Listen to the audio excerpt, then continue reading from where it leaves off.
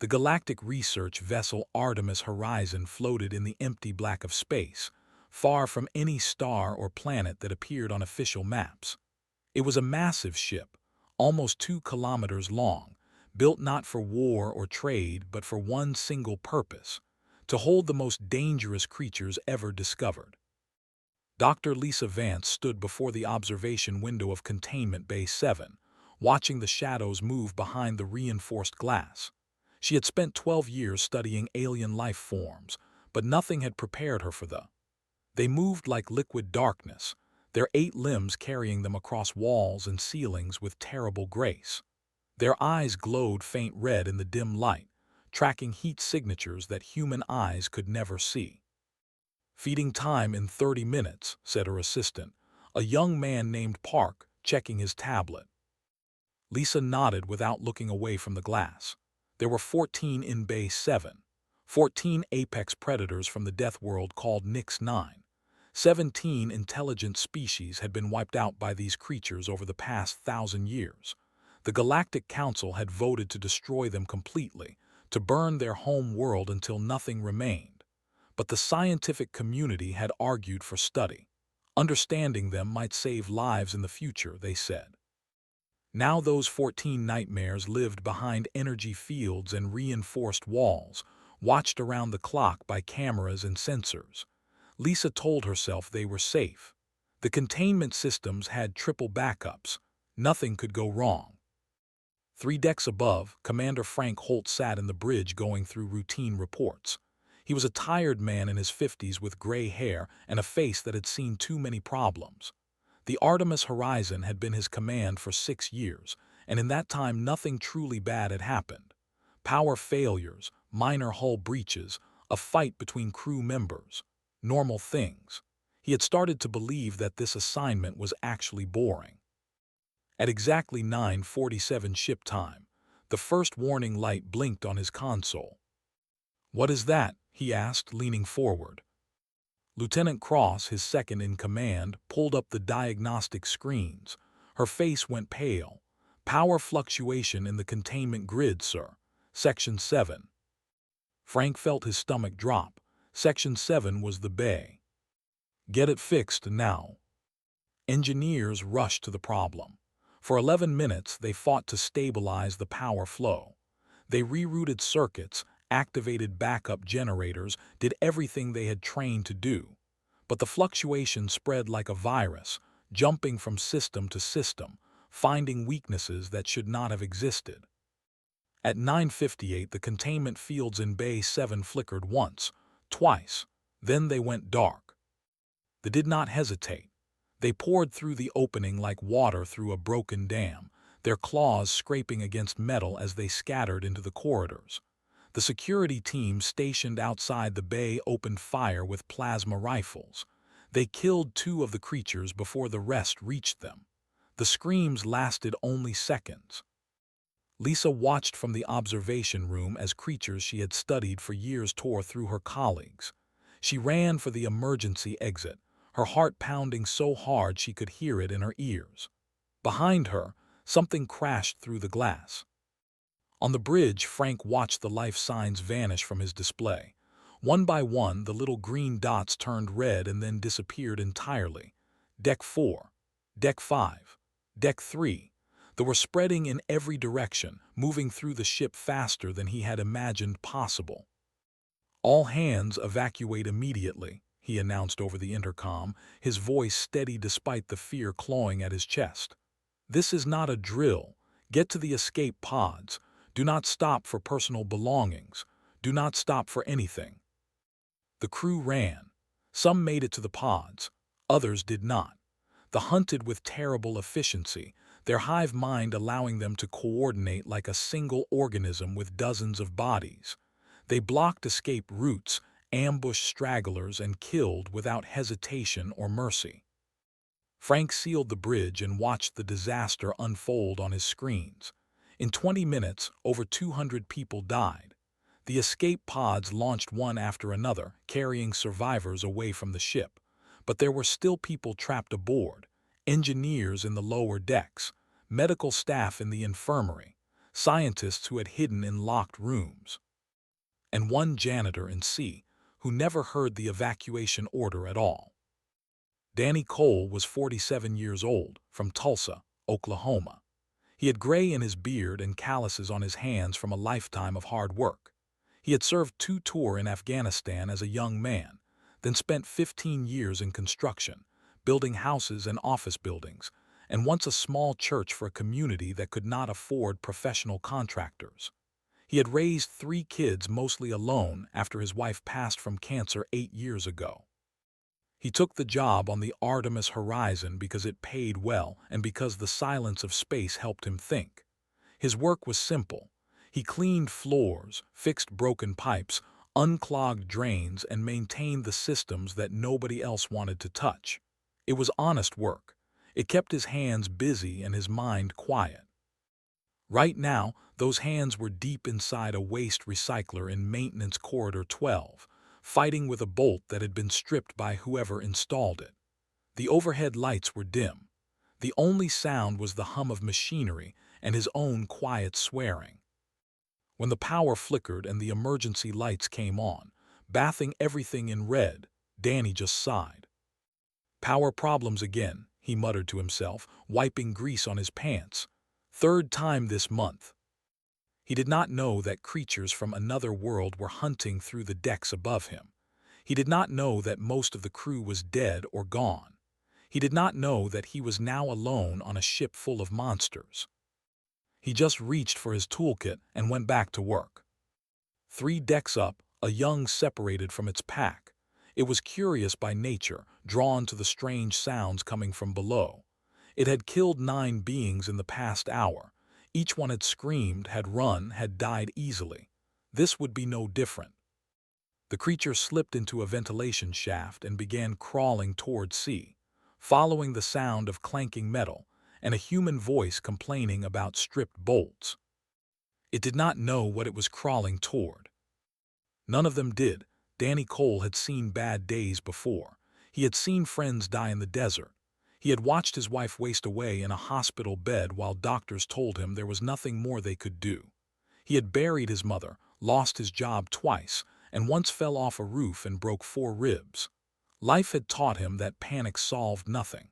You kept your head down, you kept working, and you dealt with problems as they came. The red emergency lights did not worry him much. Ships had problems sometimes. The engineering team would fix whatever had broken, and life would continue.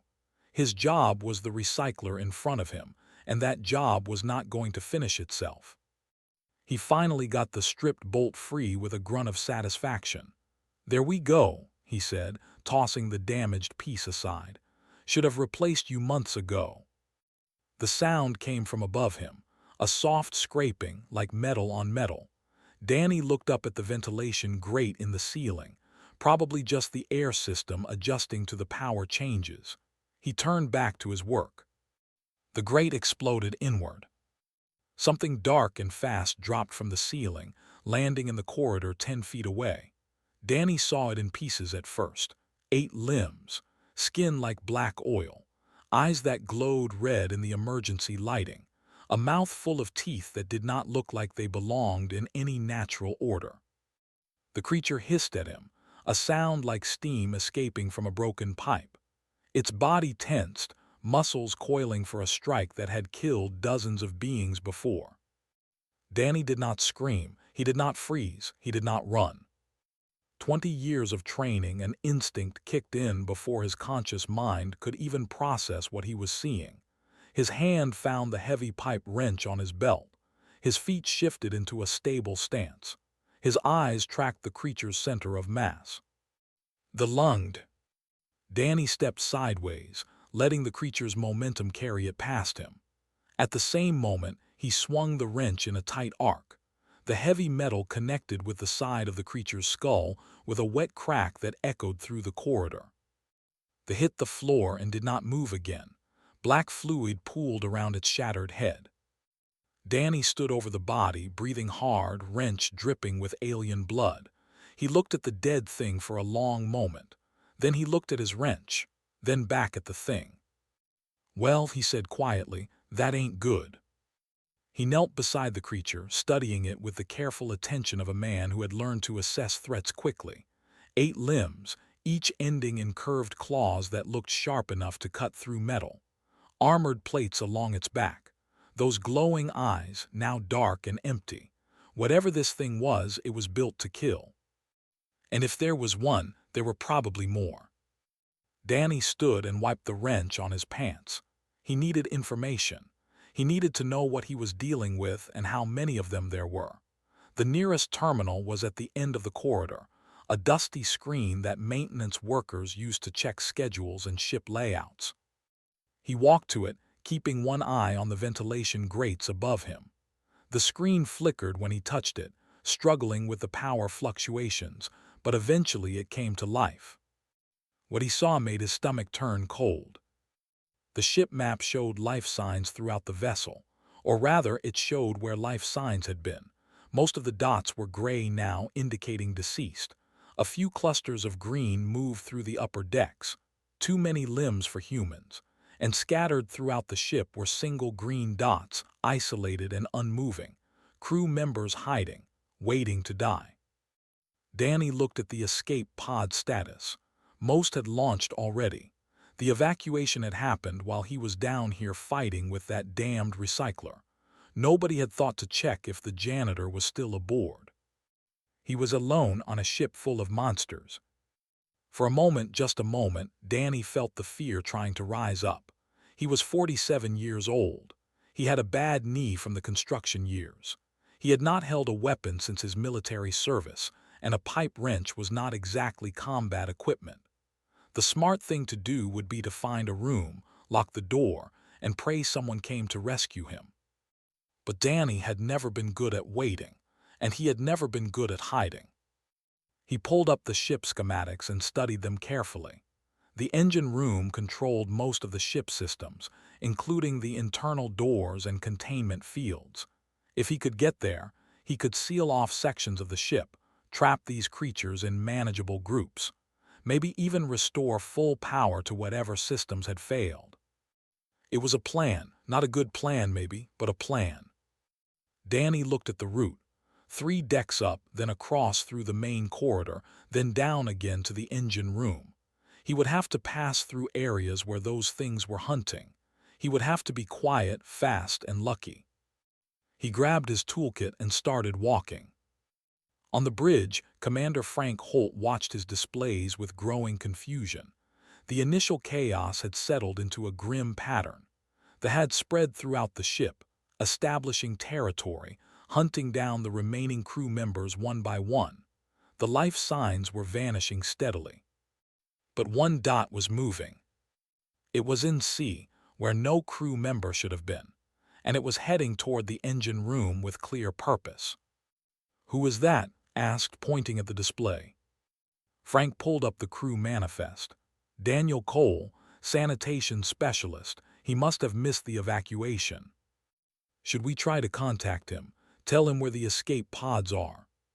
Frank shook his head slowly. "The pods are all gone, and the shuttle bay is overrun." He watched the little dot move through the corridors. He is on his own. As they watched, a cluster of red dots started moving toward Danny's position. 3 of the creatures, moving in coordinated pattern, standard hunting formation. "Oh no," whispered. Frank leaned forward, unable to look away. This was going to be quick. This was going to be ugly. He had watched too many crew members die today already. One more would not change anything. The 3 red dots converged on the green one. For a moment, everything was still. Then one of the red dots disappeared from the display. Then another. Then the third.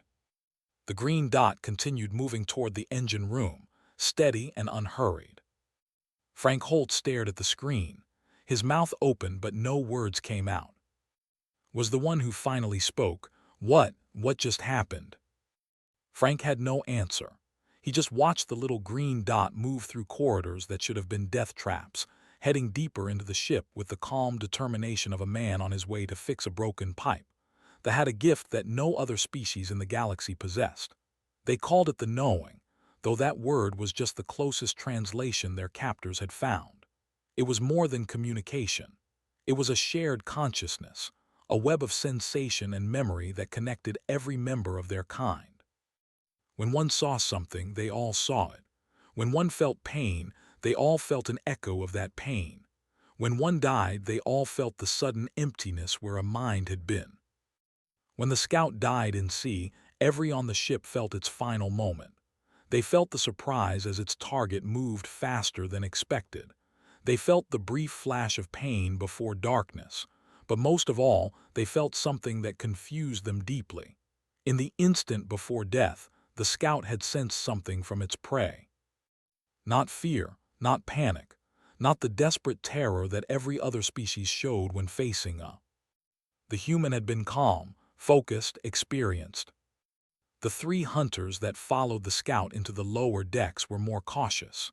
They moved together, covering each other, using the coordinated tactics that had made their species so deadly.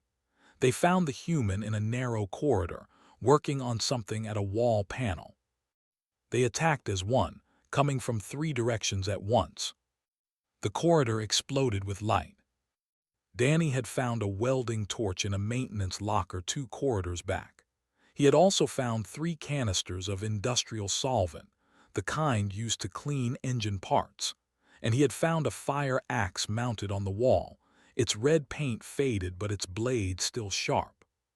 He had been busy.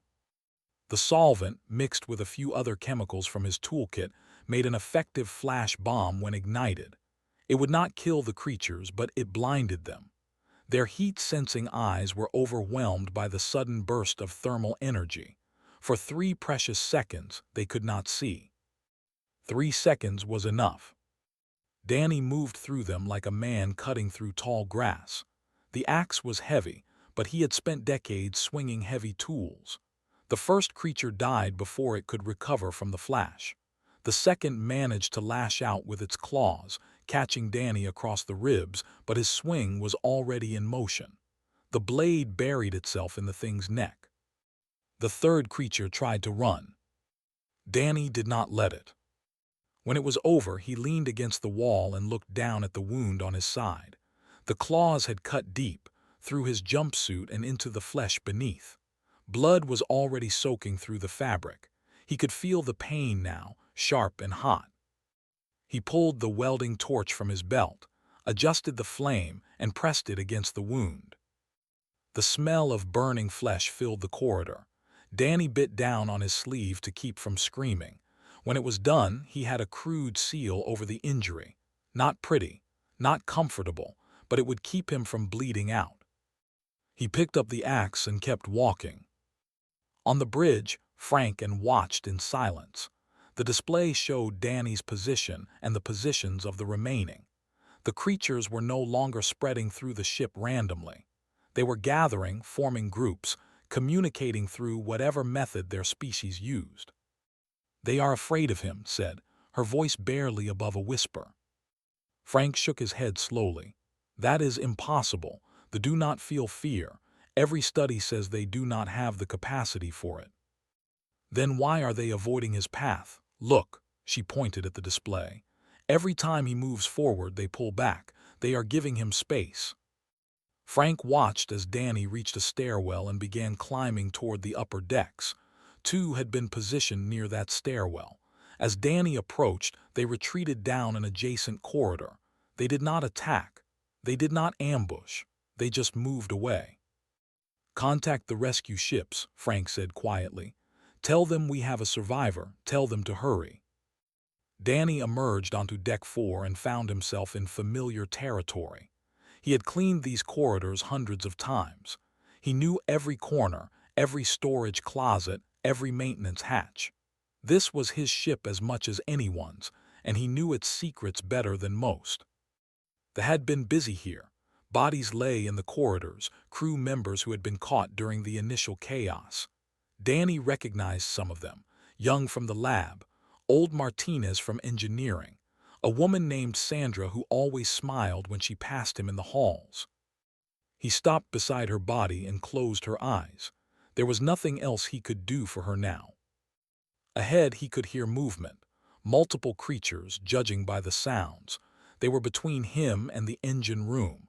He could try to find another path, but that would take time he did not have. The wound in his side was still bleeding despite the cauterization. He was getting weaker with every passing minute. So he went forward. The corridor opened into a larger junction, a hub where several passages met. 5 were waiting there. They had formed a half circle, blocking his path. Their red eyes watched him with something new, something that had never been in eyes before. Uncertainty. Danny stopped and looked at them. He was covered in blood, some of it his own and some of it theirs. His axe dripped black fluid onto the deck. His face was calm, empty of fear, empty of doubt. "You want to do this?" he asked quietly. "Fine, let us do this." He raised the axe and walked toward them. For a moment that stretched like eternity, nobody moved. They watched this strange creature approach, this soft pink thing with no claws and no armor and no natural weapons at all. Everything about him said he should be prey. Everything about him said he should be easy. But they had felt their brothers die. They had felt the scouts' confusion, the hunters' sudden terror. They knew what this creature had done in the corridors below. One of them made a sound. It was not a word, not exactly, but through the knowing, its meaning was clear. "Not this one." They parted. They moved to the sides of the corridor, pressing against the walls, giving Danny a clear path to the engine room door. Danny walked between them without slowing down. He did not look at them. He did not acknowledge their presence at all. He just walked forward like they were not even there. Behind him, they watched him go. Through the knowing, a new concept was spreading among them, a feeling they had no name for because they had never experienced it before. The humans had a word for it. The word was dread. The Queen had lived for over 300 years. She was the oldest of her kind aboard the ship, the mother of most of the others, the center of the knowing around which all other minds orbited. She had led the conquest of 4 worlds. She had killed beings that towered 3 times her size. She had survived wars, plagues, and the cold emptiness of space travel. Now she lay in the medical bay of the Artemis horizon, surrounded by the bodies of those she had killed. Some of them would become hosts for her eggs. Others were simply food. She had been content here, ruling her small domain, growing her brood. The escape from containment had been unexpected but welcome. Soon this entire ship would belong to her kind. Then she felt the scout die. Then she felt the hunters die. Then she felt something she had never felt before. Through the knowing, spreading like ripples in still water, came a sensation that had no name in her language. Her children were pulling back from something. Her warriors were giving ground. And in the center of it all was a single creature, a soft pink thing with no claws and no armor, walking through her territory like he owned it. The Queen rose from her nest and moved toward the door. She had to see this for herself. Danny reached the engine room after what felt like hours of walking. His side burned where the claws had cut him. His hands were slick with sweat and blood. He was tired in ways he had not been tired since the desert, tired in his bones and in his soul. But he had made it. The engine room was a massive space, filled with humming machinery and blinking consoles. The main reactor sat in the center, a pillar of contained energy that powered everything on the ship. Around it were the control stations where engineers monitored and adjusted the ship's systems. Danny went to the nearest console and studied the display. The containment fields were offline throughout most of the ship, but the hardware was still intact. If he could restore power to the right circuits, he could bring them back online. He could trap these creatures in isolated sections. He could give the rescue teams a fighting chance. His fingers moved across the controls. Years of maintenance work had taught him more about ship systems than most janitors ever learned. He knew which panels connected to which systems. He knew the shortcuts that engineers used when official procedures took too long. "Come on," he muttered, rerouting power from non-essential systems. "Come on, work with me here." A sound came from above. A soft scraping, familiar now, the sound of claws on metal. Danny looked up at the ventilation grate. It was large here, big enough for the machinery to breathe. Big enough for something very large to fit through. The grate tore away like paper, and the Queen dropped into the engine room. She was enormous, twice the size of the others, her body thick with armored plates and corded muscle. Her 8 limbs spread wide as she landed, each one ending in claws longer than Danny's forearm. Her eyes glowed brighter than the others, a deeper red that spoke of age and power and countless kills. Danny stepped back from the console. His axe was in his hand, but looking at this creature, he knew the axe would not be enough. The Queen studied him. Through her eyes, every on the ship saw what she saw. They saw the blood on his clothes and the wounds on his body. They saw the calm in his eyes and the steady grip on his weapon. They saw a creature that should have been prey and was somehow something else entirely. She made a sound, a rumbling hiss that might have been language. "You're the big one, huh?" Danny said. He spat blood onto the deck. His lungs were starting to hurt, probably from the wound in his side. "All right then." The Queen attacked. She was fast, faster than anything her size had a right to be. Her claws came at Danny from multiple angles at once, a storm of blades designed to overwhelm any defense. Danny did not try to block, he moved. Years of construction work had taught him how to read motion, how to see where a falling beam would land before it got there. Years of combat had taught him how to use that instinct, how to be somewhere else when death arrived. He ducked under the first swipe, rolled away from the second, came up swinging the axe at the joint of her foremost limb. The blade bit deep. Black blood sprayed across the deck. The Queen screamed. It was a sound that echoed through the knowing, a cry of pain and rage that every felt in their very core. She lashed out wildly, catching Danny across the shoulder with a venomous claw. The pain was immediate and intense. Danny felt the poison enter his bloodstream, a cold fire spreading from the wound. His left arm went numb, his vision blurred at the edges. He kept fighting. The battle lasted 11 minutes. Later, Commander Holt would watch the security footage over and over, trying to understand what he was seeing.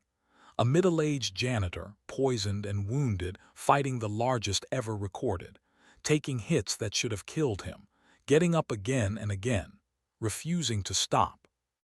Danny lost 2 fingers on his left hand. The Queen's claws took them clean off during a close exchange. He lost the use of his left arm entirely when the poison spread. He took a deep gash across his forehead that poured blood into his eyes. But the Queen was bleeding too. Her armored plates were cracked in 3 places. One of her limbs hung useless, nearly severed by the axe. Danny had found her weak points, the joints and gaps in her armor, and he had targeted them with ruthless efficiency. They faced each other across the blood-slicked deck, both breathing hard, both near the end of their strength.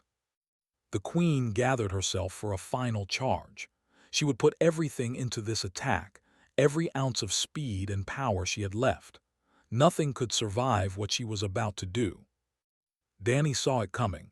He saw her muscles tense, saw her weight shift forward. He had one chance. As she lunged, he dropped to his knees and slid forward on the blood-covered floor. Her claws passed over his head, missing by inches. His right hand found the severed limb he had cut off earlier, the one lying in a pool of black blood. He came up beneath her, driving the pointed end of her own limb through the soft spot under her jaw, up into her brain. The Queen's eyes went wide. Through the knowing, every felt her die. The engine room fell silent except for the hum of machinery and the sound of Danny Cole breathing. He lay on the deck beside the Queen's body, too tired to move, watching his blood mix with hers on the cold metal floor. He was pretty sure he was dying. The poison was in his heart now, slowing everything down. His vision was going dark at the edges. But the console was still there, just a few feet away. The containment controls. If he could just reach them, if he could just finish what he started. Danny started crawling. Commander Frank Holt reached the engine room 17 minutes after the Queen died. He came with a full security team, armed with plasma rifles and wearing heavy armor. They expected a battlefield. They expected chaos. What they found was Danny Cole sitting against the far wall, his hand pressed against his own chest in a slow rhythm.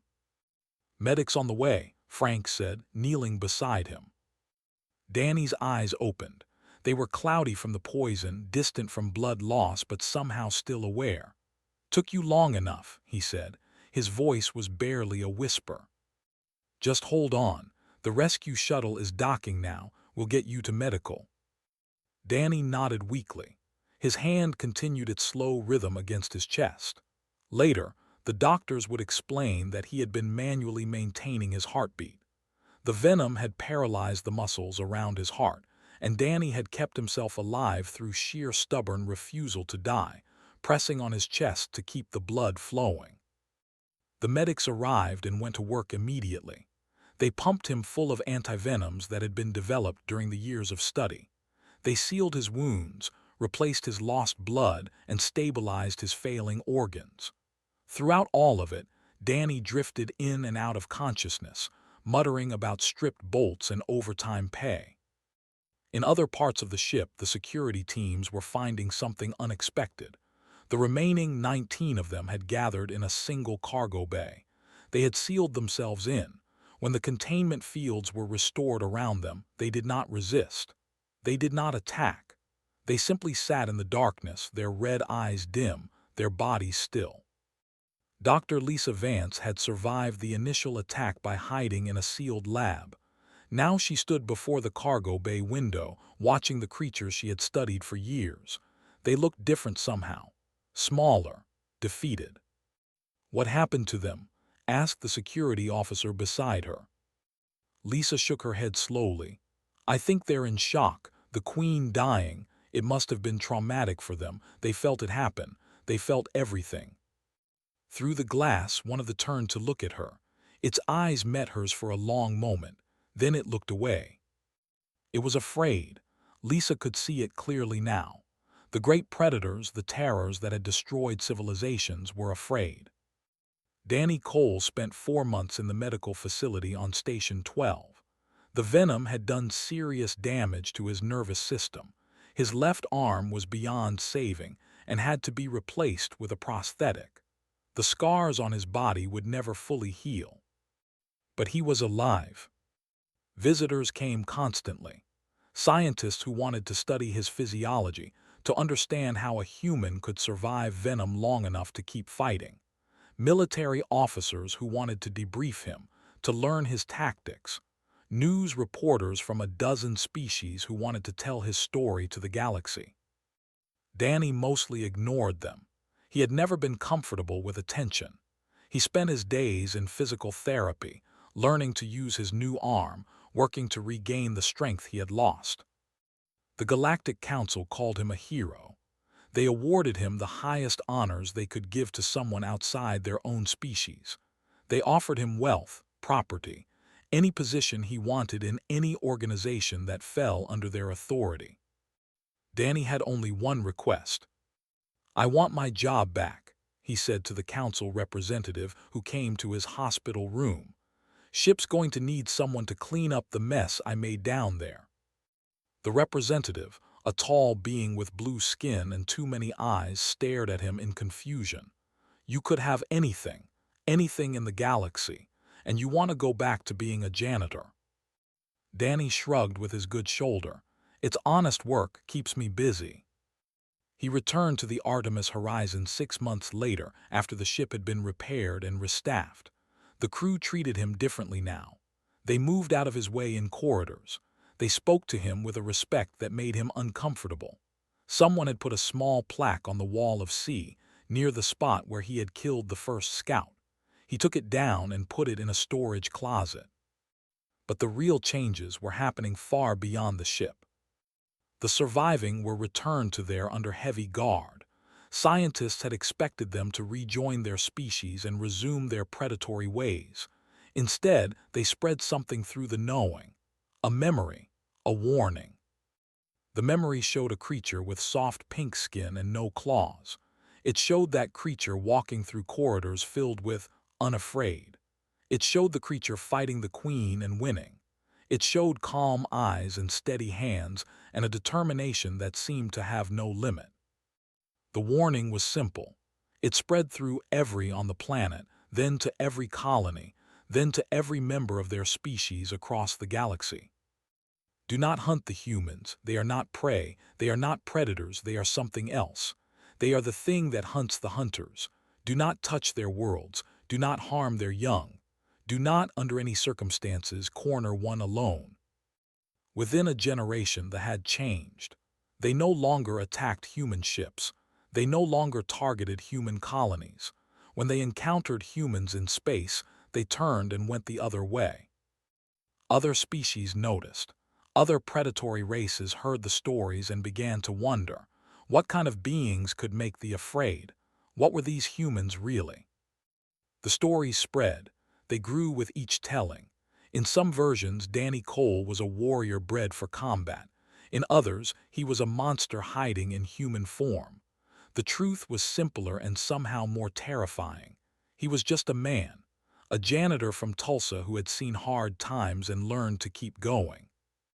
Years later, when diplomatic relations finally opened between humans and the wider galaxy, the first question that alien ambassadors asked was about the incident on the Artemis horizon. They wanted to understand. They wanted to know if all humans were like Danny Cole. The human ambassador smiled and said, "Every single one of us has the capacity to be exactly like him. We just hope we never have to prove it." Danny Cole lived out his days on the Artemis horizon, cleaning floors and fixing pipes, and occasionally telling stories to young crew members who asked. He never thought of himself as special. He never understood why the galaxy had made such a fuss about him. "I just did what needed doing," he would say when people asked about that night. Anyone would have done the same. But the galaxy knew better, and somewhere in the deep places of space, in the hunting grounds of predatory species, a simple truth had taken root. Humans were not to be touched. Humans were not to be underestimated. Humans, when pushed far enough, could become the most dangerous thing in the universe. And Danny Cole, janitor from Tulsa, Oklahoma, had taught them all that lesson in a single bloody night.